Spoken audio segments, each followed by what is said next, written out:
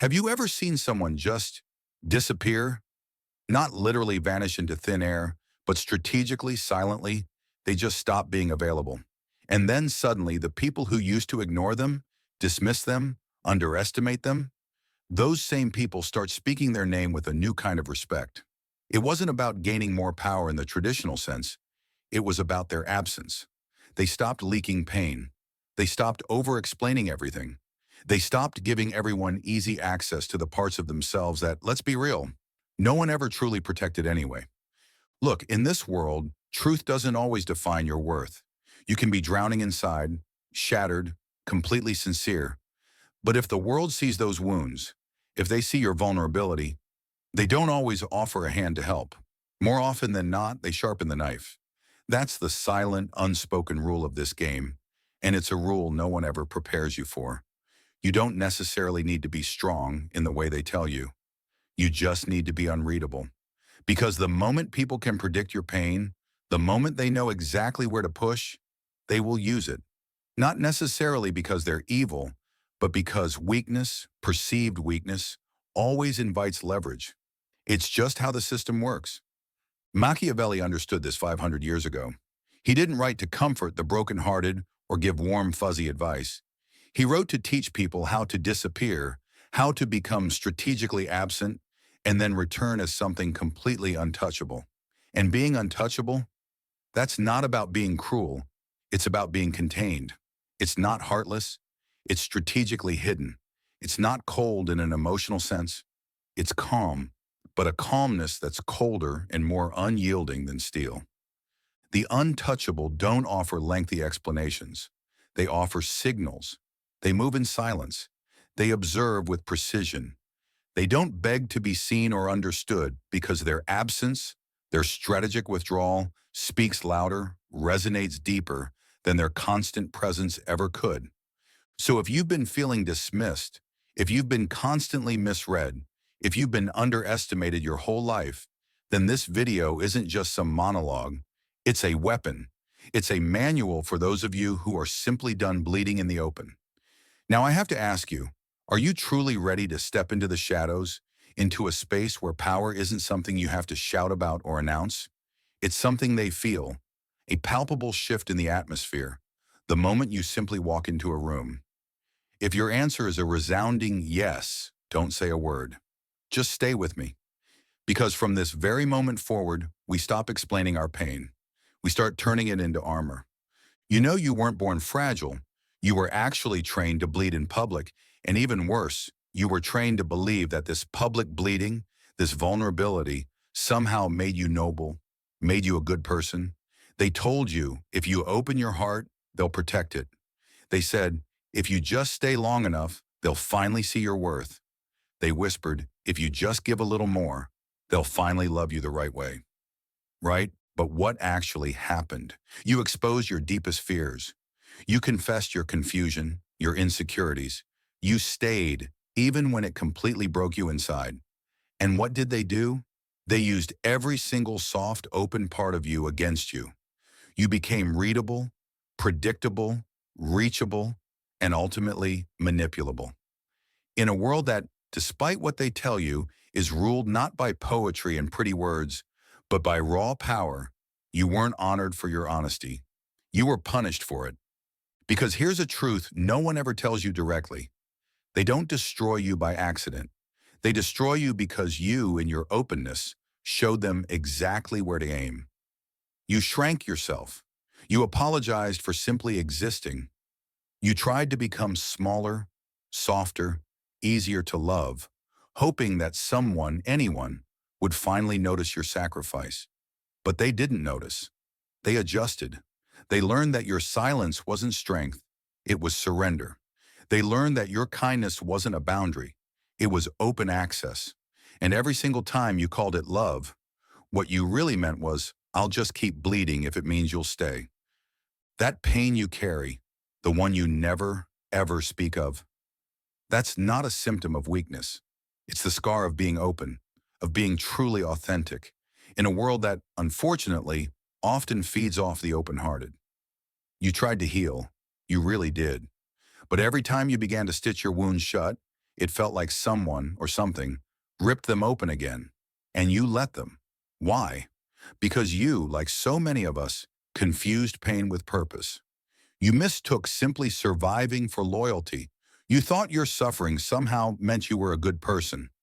But being good in the wrong environment is the fastest way to be broken. Because people don't always value how deeply you feel. They value how easily they can bend that feeling to their will. Let that sink in. Really let it land. Because until you confront this truth, this quiet, buried, bleeding truth, you will keep handing sharp objects to people who will smile when you bleed. And they will keep cutting you. Not because they hate you, but because they know they can. So the fundamental question isn't, why do they keep doing this to me? The real question is, why do I keep offering myself up as a target? That's the hidden pain here. Not just the wound itself, but the constant, agonizing repetition of trusting hands that never ever learned how to truly hold. And from this pain, a profound choice is born. You can either keep performing softness, keep bleeding for a world that simply weaponizes it, or you can strategically disappear from that stage, from that spotlight, and start building the version of yourself that no one, absolutely no one, can touch again. Now let's talk about something many of you have experienced. Why do they hurt you when you finally open up? Why do they grow distant right when you let your guard down, when you show your true self? Why does vulnerability, something so sacred, so human, so honest, so often become the very reason they walk away, or worse, use it against you? Here's the answer, the one no one dares to admit publicly.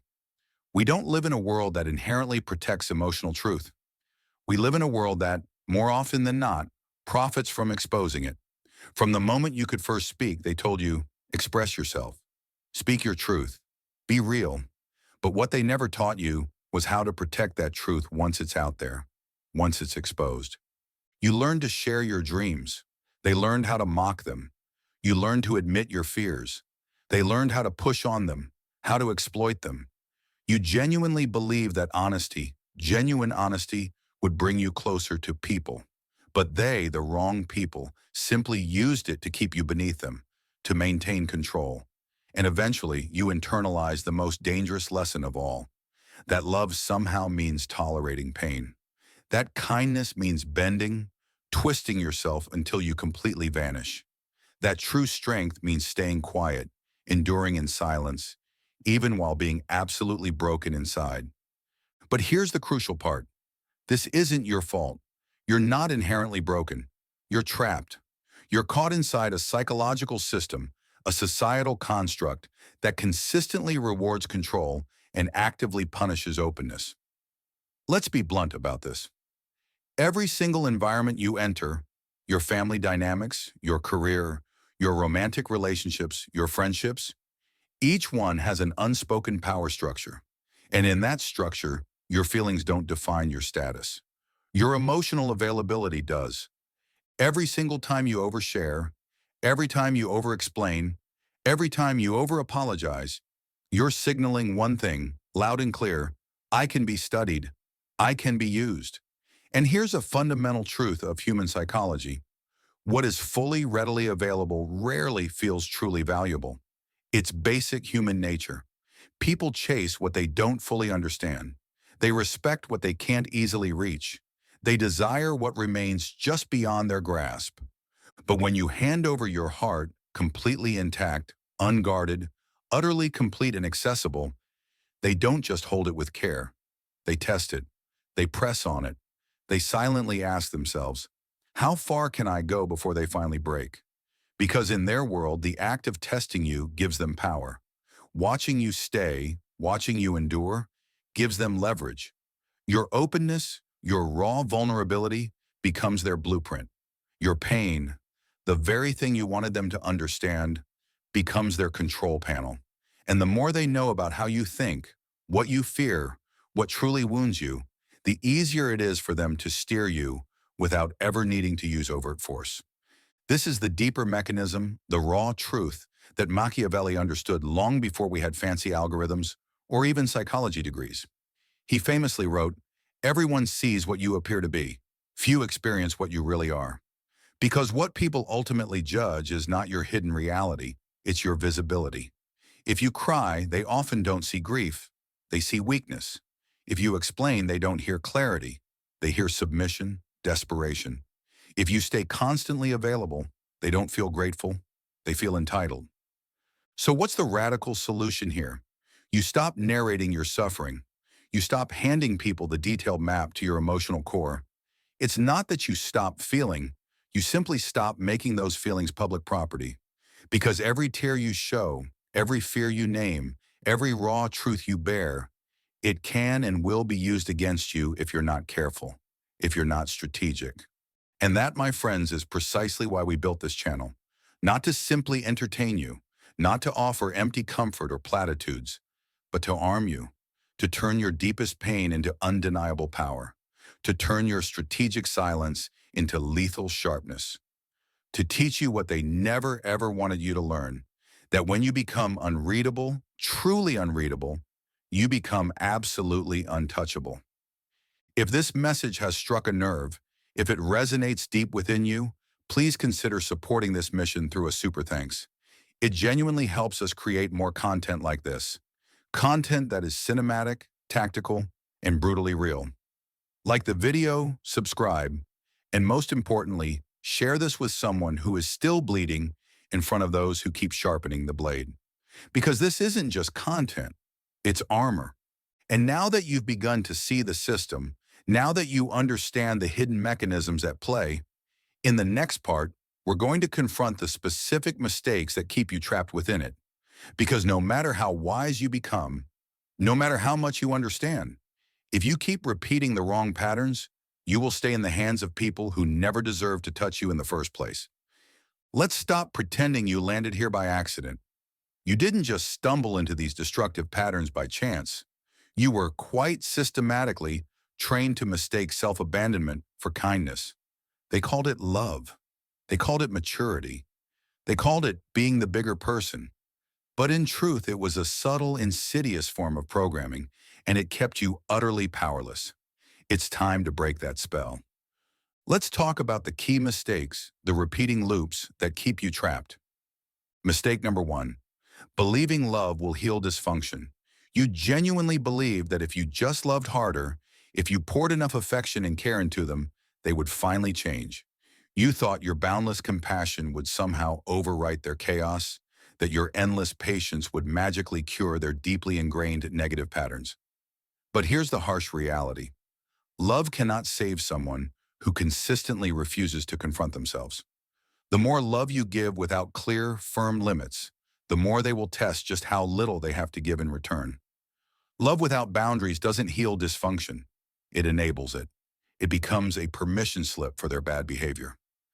Mistake number two, over-explaining your worth.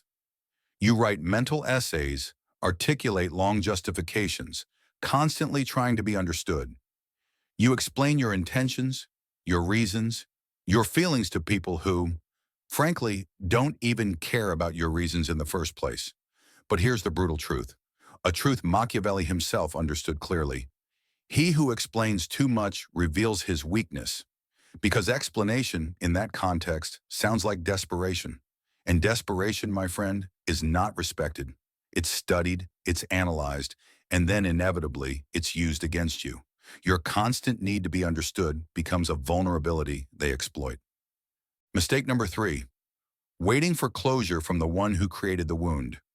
You keep that emotional door cracked open, just a tiny sliver, just in case they come back with clarity, with an apology, with understanding. You wait, sometimes for years, for an apology that is never coming. You hope they'll one day get it, that they'll suddenly see the pain they caused. But here's the absolute, unvarnished truth about closure. It's not a gift they give you. It's a door you, and only you, shut yourself. And then you bolt it from the inside. The untouchable don't wait to be healed by outside forces. They become their own ending. They choose when the chapter closes. Mistake number four, confusing presence with peace. You tell yourself, at least they're still here. At least they're still in my life. But their mere physical or social presence is not automatically peace. Sometimes it's surveillance. Sometimes it's control. Sometimes it's blatant manipulation disguised as connection. Do not, under any circumstances, confuse physical nearness with emotional safety, because even a parasite needs to stay close to its host to survive. Their presence might be serving them, not you. Mistake number 5, making excuses for disrespect. They're just tired. It was just a bad day. They didn't really mean it. You utter these phrases, you internalize these justifications, all to protect an illusion. The illusion that everything is fine, that this person or situation is still safe. But here's an unbreakable rule. What you excuse, you authorize. Every single time you justify blatant disrespect, you make yourself smaller, you shrink your own boundaries, all to protect someone who has absolutely no interest in protecting you. You're teaching them it's okay. Mistake number 6, thinking emotional honesty is always strength. You were told incessantly to be real, to be vulnerable, to speak your truth. And yes, in the right context with the right people, that is strength. But here's the cost no one ever mentions. Not everyone, and I repeat, not everyone, deserves access to your rawness. Being honest is indeed power, but only when it is given to people who can hold it with genuine care, with respect, with reciprocity. When you hand your pain, your deepest vulnerabilities, to someone reckless, to someone who doesn't cherish it, you don't look brave. You look exposed. And exposure without protection is an invitation for harm. Now take a breath. Really let that sink in. Because maybe right now you're realizing these weren't just isolated mistakes. They were habits. They were deeply ingrained patterns. They were automatic reflexes. And worst of all, many of them were praised. You were applauded for staying too long. You were admired for bleeding quietly, for enduring immense pain in silence. You were celebrated, often publicly, for enduring what should have ended a very long time ago. But none of that, absolutely none of it, was true power. It was survival. And survival mode is not where you are meant to stay. Here's your awakening. Here's the paradigm shift. You weren't weak. You were trained to be readable. You were praised for being endlessly accessible. You were subtly molded, shaped to be manageable, so you would never ever become what they fear the most: unreachable, unpredictable, untouchable. In the next part, we're going to shift the ground completely. It's no longer about what you've done wrong or what mistakes you've made.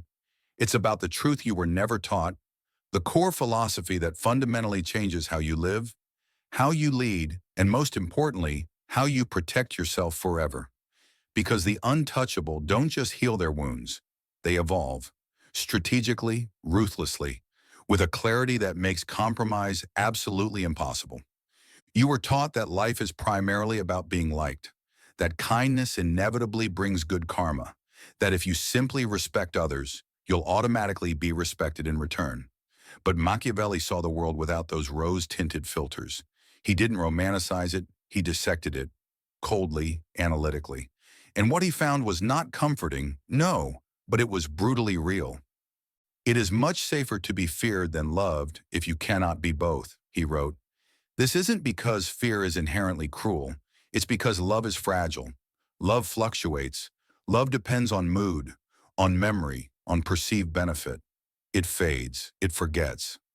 But fear pays attention. Fear watches your boundaries. Fear keeps people cautious, even when they don't particularly like you. This is the brutal, inconvenient insight most people actively run from. Being loved is ultimately optional. Being respected, however, is not. When people love you too much, or rather, when they feel too comfortable with your affection, they often get lazy. They cross lines they shouldn't. They assume you'll always be there, always forgive, always understand. But when people genuinely fear disappointing you, when they know there's a tangible cost to their disrespect, they pause. They weigh their words. They meticulously calculate their tone, their actions, because they know there's a consequence. This isn't about becoming a tyrant or a bully. It's about no longer playing the fool. You've seen it, haven't you? You've felt it. You treated them exceptionally well, with kindness and generosity, and they used you. You gave without limits, and they simply measured how much more they could take. You forgave quickly, too quickly, and they stopped even bothering to hide their offenses because they realized you'd stay no matter how they treated you. Machiavelli's philosophy wasn't cold in a cruel sense, it was crystal clear. He understood that people don't primarily follow virtue, they follow incentive. They are loyal to benefit, not to you as a person. They are loyal to access, not to truth. And the second your image, your presence, projects softness without any discernible edge, they see not value, not humanity, but simply opportunity. But when your presence carries a subtle tension, when your silence has a distinct weight to it, when your eyes convey, without a single word, I don't chase, I choose, they stop treating you like a disposable option, because you have, quite simply, become a consequence. This, my friends, is the heart of the untouchable mindset. You don't rely on their goodness. You rely on leverage. You don't rely on fairness. You strategically prepare for potential betrayal. You don't ask to be respected. You meticulously build the kind of presence that makes disrespect feel inherently dangerous to them. Because here's the truth most people will never admit.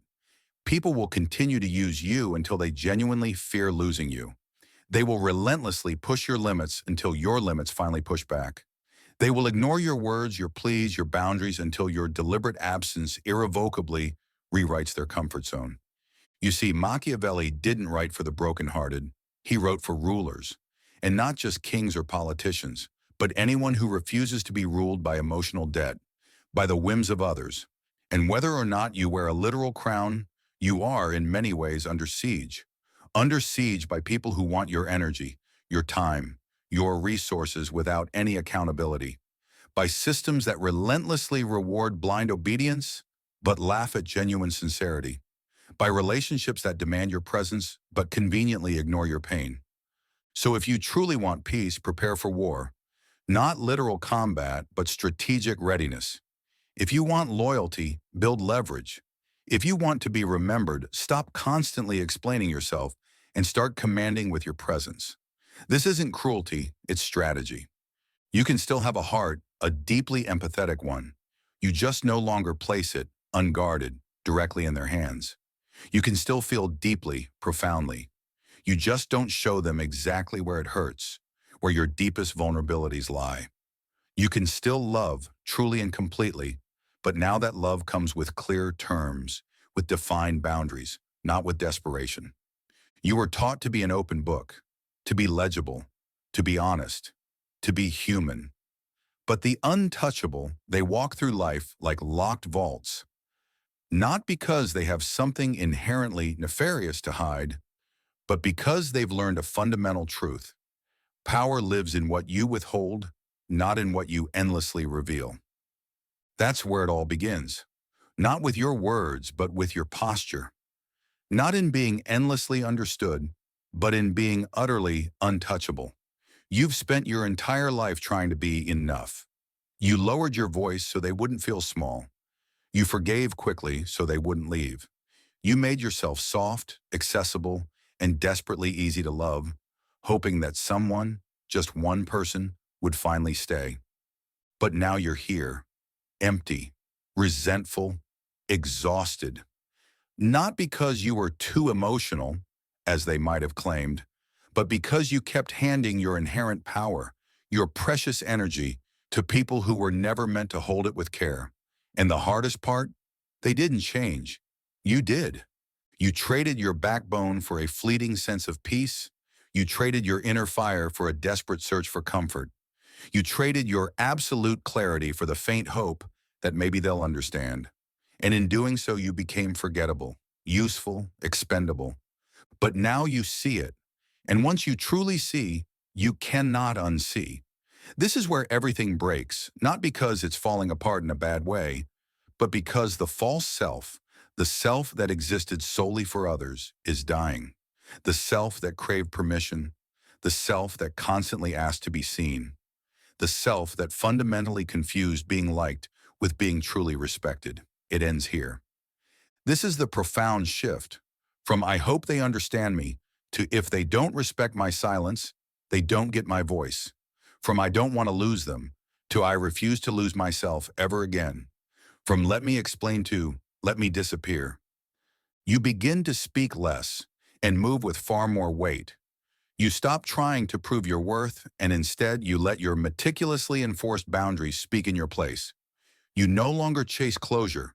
You create it decisively with your strategic absence. And you no longer wait for clarity from others because now your standards are the clarity. This is not numbness. This is discipline. This is not bitterness. This is strategy. It's understanding precisely when your open heart has become a liability and then learning with deliberate intent how to protect it like the sacred kingdom it truly is. Because the truth no one explicitly told you is this: your empathy is immense power. Your openness is a rare, precious gift. Your love is sacred. But given to the wrong hands, these beautiful qualities become traps. They become blueprints for your eventual destruction. You start explaining your deepest pain to the very people who caused it. You start trusting those who only ever studied your heart to find its weakest door. You start loving people who only see your light as something to dim, to extinguish, so they in turn can shine. And then you ask yourself, why does this keep happening to me? But the real penetrating question is, why do I keep offering myself where protection has never lived? The untouchable don't just shift their words, they fundamentally shift their perception. They stop calling chaos chemistry. They stop calling inconsistency mystery. They stop calling empty apologies actions. And they no longer fear being misunderstood because they've realized profoundly, I don't need to be seen by everyone. I only need to be respected by the right ones. This shift, this transformation, is not merely an idea. It is a death and a rebirth. It is when the version of you that constantly begged to be chosen, to be liked, to be accepted, burns away. And what remains is sovereign. You speak less. You pause longer. You enforce your boundaries quietly, firmly. And when you return without a single apology. This isn't for everyone. Most people won't understand your new silence. They'll say, you've changed. And they will be absolutely right. Because once you make this profound shift, you stop needing to be liked. And you start becoming music, undeniable. Philosophy means nothing, absolutely nothing, if it doesn't fundamentally change how you move through the world. You can study strategy all day long. You can speak eloquently about power. You can post profound quotes on social media until the cows come home. But if your actions, your actual behavior, still scream access, still signal that you are always available, always forgiving, always explaining, then the world will simply keep treating you like something cheap, something easily taken for granted. The world doesn't reward good intentions. It rewards execution, clarity, control. So let's make this shift real, not in theory, not in your thoughts, but in your very movements. 1. Control access like a fortress. Ask yourself with brutal honesty, who gets to reach you? Who gets your time, your energy, your presence? Because access is leverage. And when you're too readily reachable, too available, they learn how to study you. They learn how to trigger you. They learn precisely how to drain you. So here's your new ironclad rule. You are no longer endlessly available. No more instant replies to every text. No more lengthy, exhausting explanations for every decision. No more just being nice when you need to be firm. Delay, decline, disappear strategically. Mystery is power, and true power is often silent. 2. Master the timing of your presence. Powerful people don't just enter rooms, they arrive. They don't just announce their presence with noise. They subtly shift the entire atmosphere simply by walking in. So from now on, every entrance you make is intentional. Slow, deliberate steps. Still, calm eyes. Minimal, impactful words. And when you leave a silence that makes them wonder what you didn't say. Because presence isn't noise, it's impact. It's the echo you leave behind. 3. Speak like a sword, not a river. Your voice is a precise weapon, a tool, not a rambling diary. Stop over-explaining your boundaries. Stop justifying your distance or your decisions. Say less, say sharper.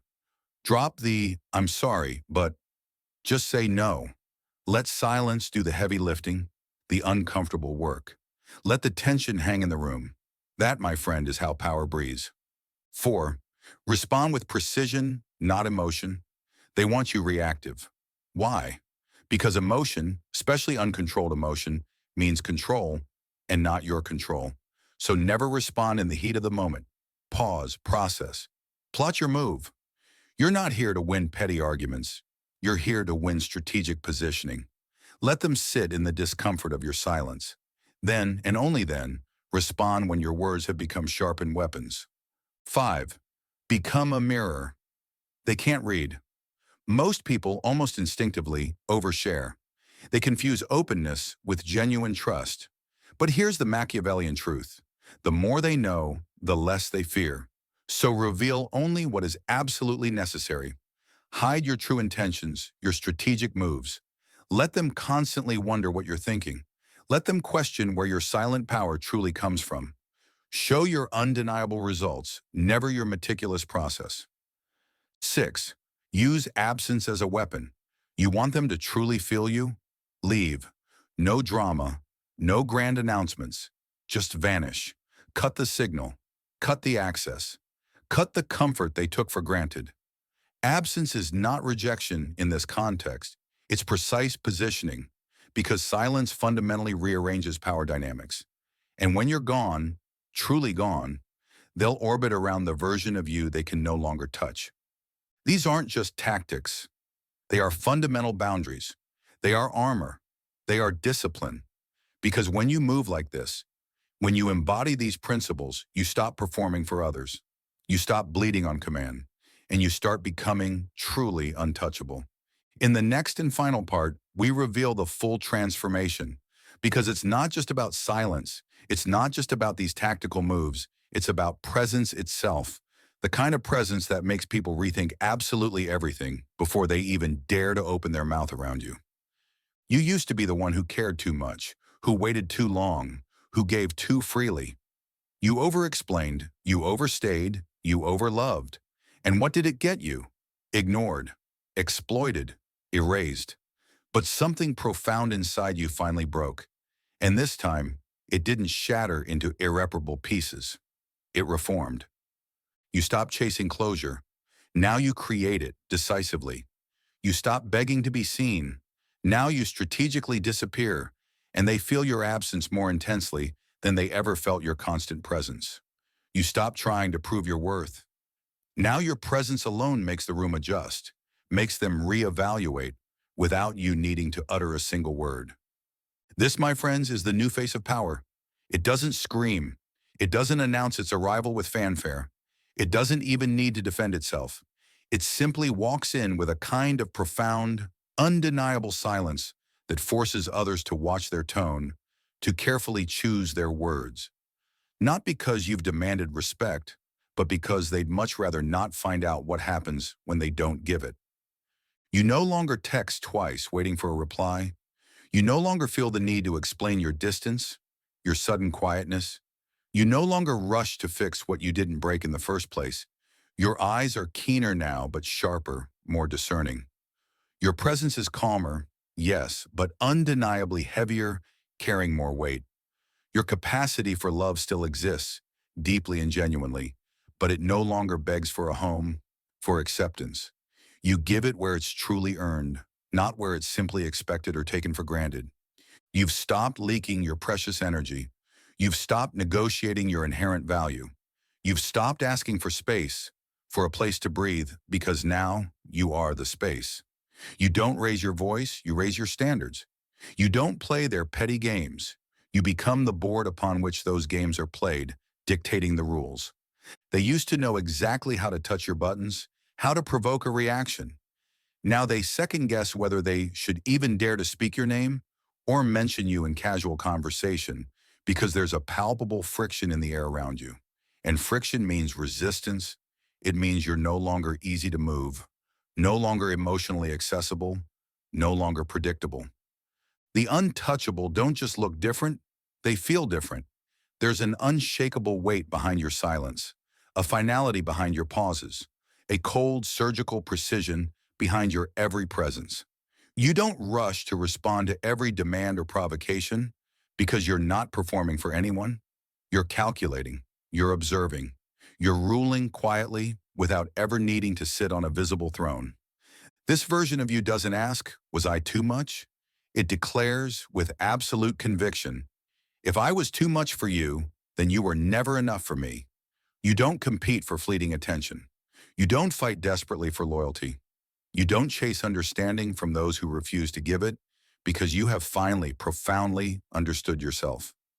You've become untouchable, not because no one can physically reach you or connect with you, but because no one can shake you, no one can break you, no one can manipulate you. You carry calm like a sharpened blade. You wear distance like impenetrable armor, and you let silence do what noise, what endless explanations, what desperate pleas could never accomplish. You've stopped playing soft, stopped shrinking yourself just to make others feel strong, feel comfortable. Now they instinctively lower their tone, adjust their demeanor, just to keep even a sliver of access to you. This is the new face of power. It wears no crown, it holds no sword, but it rules quietly, completely, without ever needing to be loud. You don't owe this world your softness anymore. You've bled openly and painfully in front of people who only learned how to cut deeper, how to exploit that vulnerability. You've explained yourself painstakingly to those who never once truly listened. They only waited for their turn to respond, to rebut, to dismiss. You've waited for closure from people who were already celebrating your silence, your perceived absence. That ends here. You are not rebuilding the old you. That version is gone. You are bearing it decisively and without regret. No more apologies for having high standards. No more guilt for being distant when you need to protect your peace. No more shame for outgrowing those who made you feel small, inadequate, just so they could stay near. Because the version of you that waited, that chased, that desperately hoped, that version is gone. You've earned this new version of yourself, the version that walks away without announcing it, the version that cuts ties cleanly and without explanation when necessary, the version that loves deeply, yes, but in strategic silence and leaves with undeniable strategy. You no longer ask to be seen because now your absence echoes louder than your presence ever did. Let them wonder. Let them scroll through the unread messages, the unanswered calls. Let them reread the last thing you said, or perhaps the last signal you sent. Let them replay your powerful silence in their minds like a song they can't get out of their head. Because the untouchable don't chase. They don't explain. They don't endlessly return to the same broken patterns. They become the closure. So, say it now. Say it like a sacred vow. Say it like a blade sliding into its rightful place. Say it for the version of you that stayed too long, that gave too much, and that has finally unequivocally let go. From this moment forward, I am unreadable, I am unbreakable, I am unavailable to anyone who seeks to test my limits. I don't chase, I don't beg, I don't flinch, I become untouchable. Let that profound truth settle in your chest. Let it burn away the old wounds, cleansing them. Then rise, rise calculated, rise undefeated. You don't need revenge. You don't need external recognition. You don't even need to be remembered by those who wronged you. You need only one thing, to never be weakened by the same thing twice. And from now on, no one, absolutely no one, gets close enough to even try. You've made it here. And if you stayed through all of this, through every uncomfortable truth, you already know this wasn't just a lesson. It was a line in the sand. Because the moment you become untouchable, you stop living on borrowed peace. You stop meekly asking to be respected, and you start moving in a silence so sharp, so impactful, that they feel it before you even speak a single word. Being untouchable isn't about isolation or building walls around your heart forever. It's about profound inner clarity. It's about knowing precisely who you are, what you genuinely tolerate, and exactly where your threshold ends. It's about making your presence felt without ever needing to perform for anyone. It's about being the one they can't predict, can't provoke, and can no longer play with. You don't need to prove you've changed with words. They'll feel it, not in what you say, but in your absence. You don't need to close the old doors with noise, with explanations, with drama. You simply walk away and your silence locks them for you. So take this version of yourself, the one that no longer flinches, no longer explains, no longer breaks, and carry it into every single conversation, every single room, every single decision you make from this moment on. Because power doesn't shout, it watches, it waits, it rules quietly and absolutely. We'll meet again in the next lesson they never wanted you to learn. And when we do, you won't just be watching, you'll be actively building. Until then, stay calm, stay unreadable, stay untouchable.